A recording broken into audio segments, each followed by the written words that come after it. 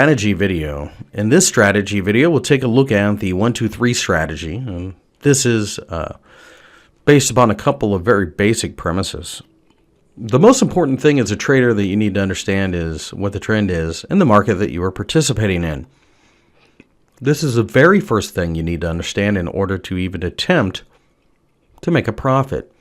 While some people will tell you that you should never go with the herd, the reality is that you need the herd to push the markets higher or lower to move your positions into profitable territory. You simply can't do it on your own.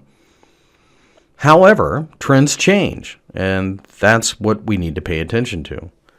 The 1-2-3 strategy is simply a way to determine when a trend has changed, and this is one of the most basic strategies that you can implement. It also turned out to be one of the more reliable ones. The first thing you need is a recognizable trend line on a chart. Now, in the South African Rand, Japanese Yen, you can see that it's been a pretty reliable uptrend here. So the first thing you're thinking is, I don't want to sell. But what happens if we break down below that trend line? And that's where the 1-2-3 strategy comes in. You can see that there's another trend line here on the Canadian dollar Japanese yen pair on the weekly time frame. And once it breaks down below the bottom of a trend line, quite often you get a phenomenon of the breakdown and then a retest. So when this happens, I draw a 1 here at the lows. You see that's as low as it went as we broke down. You can draw a 2 here at the trend line to see if it's retested, and you can see that this former support now acts as resistance, very common.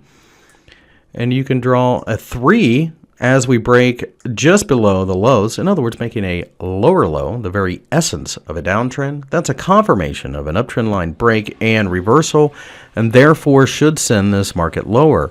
Traders who decided to sell here ended up making a significant profit as the trend changed. It's a pretty quiet day. We get crude oil inventories and pending home sales. Those are both very regionalized announcements, if you will, so they probably won't have much in the way of a knock-on effect. Obviously will affect crude oil and maybe some stock indices. In the WTI market, you can see that oil has bounced a little bit off of the bottom of the consolidation area with the crude oil announcement coming out. Unless we get something stellar or disastrous, I think we're going to simply continue to consolidate overall with a bearish tone. So I prefer selling at higher levels, but recognize that 47 has offered a massive support. Gold markets, as you can see, fell initially during the day, but continue to find support at 1250.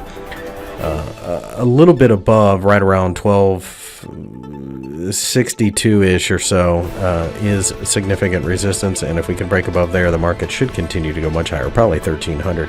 Pullbacks at this point should be buying opportunities. Over here at the euro dollar, you can see we initially fell, but only found support below. So with this being the case, it's likely that we will try to grind higher, but ultimately there is a lot of noise above, so I think it's a short-term buy on the pullbacks type of situation. 108 or so should be massively supportive. Thank you for watching, and see you again tomorrow.